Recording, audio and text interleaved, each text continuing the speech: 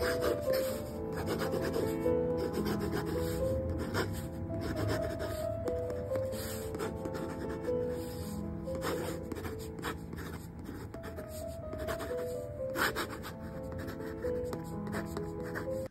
amigos, no A Meu Ver de hoje gostava de partilhar convosco o tema da solidão.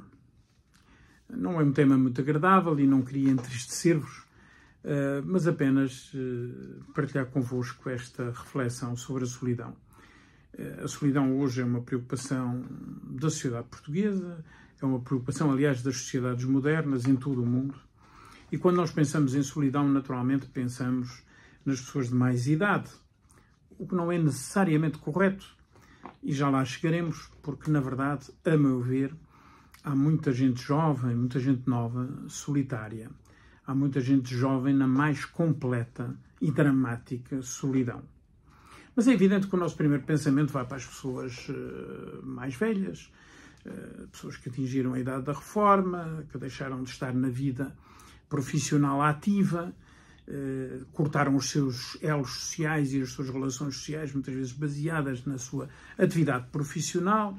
O telemóvel deixa de tocar, os mails deixam de chegar, os convites desaparecem e a pessoa vai ficando ou sentindo-se mais isolada se não tiver alguma atividade ou algum programa que a liberte dessa natural solidão social.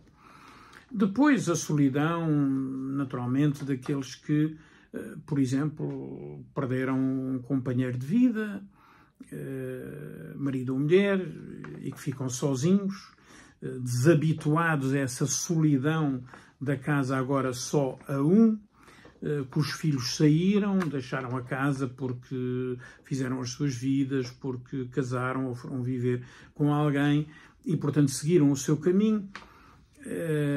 E a pessoa vai ficando só. Muitos dos nossos idosos, em particular do interior, têm os filhos ou imigrados ou nas grandes cidades e vivem sozinhos. Aliás, os números oficiais, números estatísticos são preocupantes.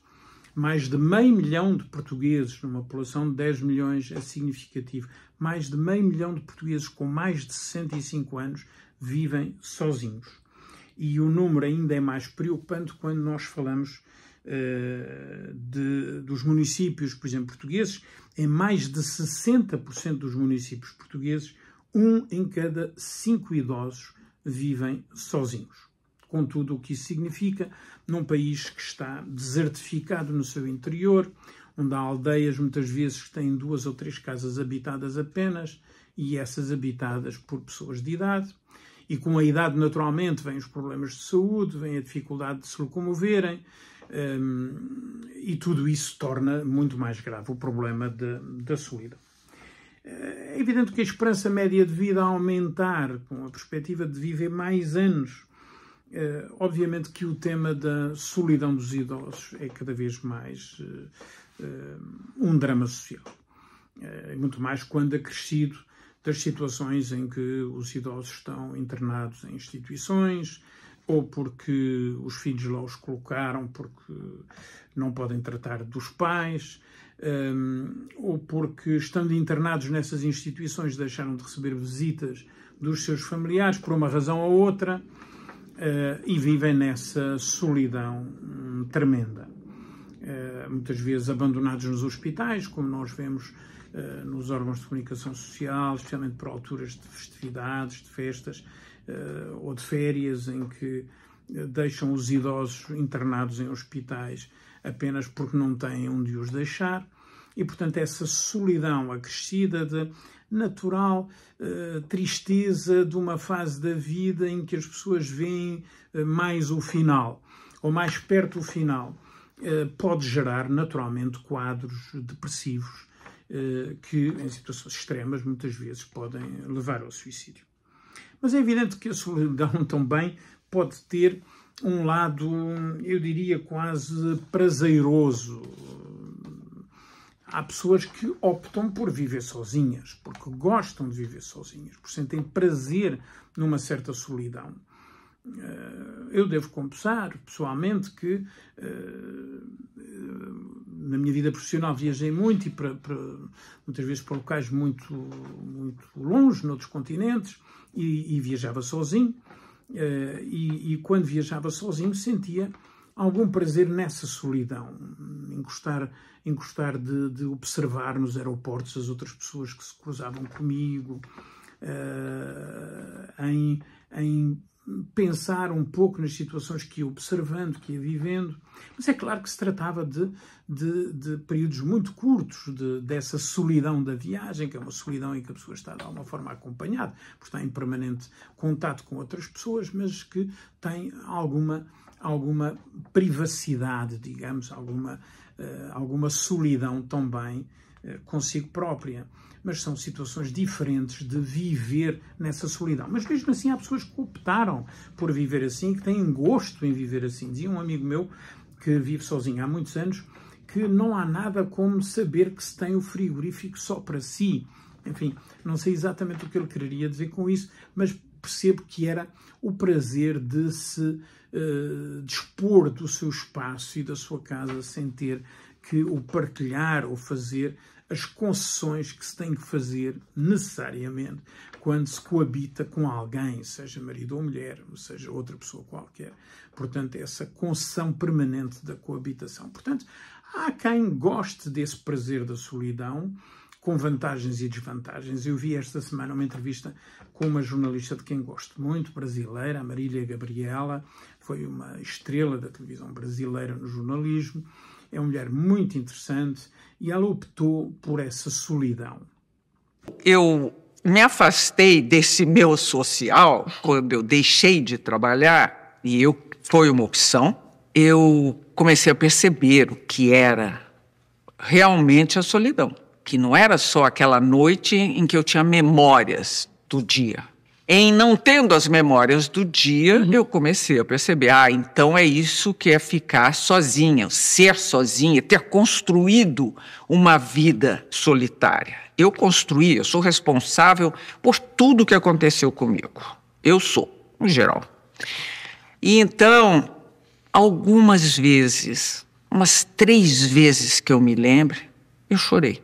E sem pudores. Se me der vontade, hoje, a hora que eu voltar para casa, sentar lá e me der uma vontade de chorar, eu choro um pouco. E aí, vou à cozinha, preparo alguma coisa, ligo a TV, vejo uma série e tal. Então, eu sei que sou responsável pela vida que tenho hoje. Psicólogo, médico, psiquiatra suíço, que faleceu já no início da década de 60 do século passado, foi um pensador, um psicólogo que marcou muito a história da psicologia moderna e do pensamento moderno sobre o comportamento do homem e a sociedade. Ele dizia uma coisa muito interessante que eu registrei. Ele dizia: a solidão é viciante e perigosa. Quando se dá conta da paz que existe nela, na solidão, nunca mais se quer lidar com pessoas. Ora, esse pensamento de Carl Jung faz-nos, de facto, pensar, passo o plenário, que a solidão não é apenas a solidão do abandono, é a solidão da opção, por exemplo, de vida, do prazer que a solidão muitas vezes traz, de um tipo de vida virado para si próprio. Dir-se-ia, bom, é uma vida um pouco egoísta, talvez, mas é uma opção de vida e com algum prazer nessa solidão. E leva-me também a pensar num fenómeno interessante que começou no século passado, no início dos anos 90, e que me impressionou muito quando vi as primeiras imagens disto, que é um fenómeno chamado Hikikomori. Hikikomori porque esse fenómeno foi primeiro estudado no Japão, onde ainda hoje tem um peso muito grande. Os Hikikomori são jovens que se fecham no quarto de casa e não querem sair, vivem nos jogos de vídeo, no telemóvel, no iPad, no computador, na net, mas não querem conviver socialmente. chegando a situações de a família não conseguir vencer esse bloqueio da solidão deles, da opção de solidão deles, e de eles se isolarem cada vez mais, ao ponto de haver situações dramáticas de deixarem a comida do lado de fora da porta para eles abrirem, tirarem o tabuleiro, comerem e devolver, mas não se relacionam com o espaço familiar, com o espaço de casa, nem com outras pessoas, nem sequer com as pessoas de família.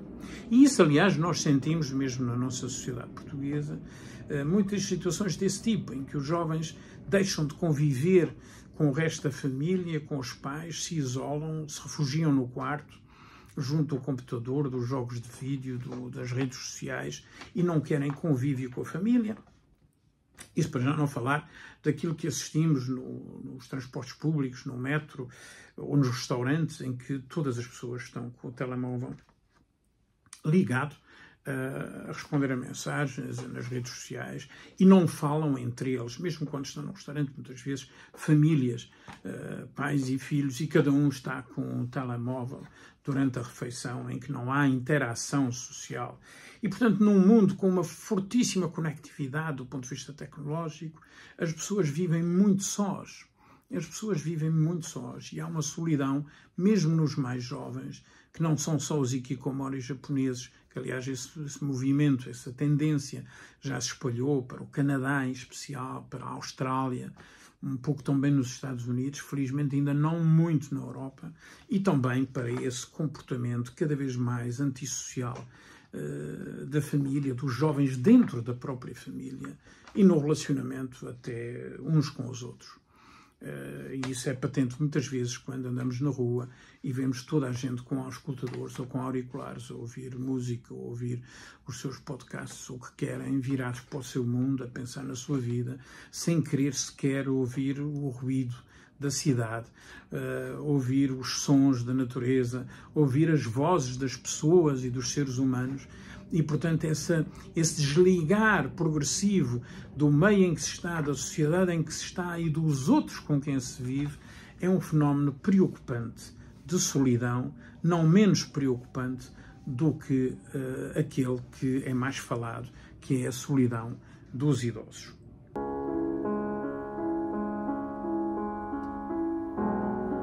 O poema que escolhi para partilhar convosco hoje é exatamente a solidão de Fernando Pessoa. Quando estou só reconheço, se por momentos me esqueço, que existo entre outros que são, como eu, sós, salvo que estão aliados desde o começo. E se sinto quanto estou verdadeiramente só, sinto-me livre, mas triste. Vou livre para onde vou, mas onde vou nada existe. Creio, contudo, que a vida, devidamente entendida, é toda assim, por isso passo por mim, como por coisa esquecida. Até para a semana.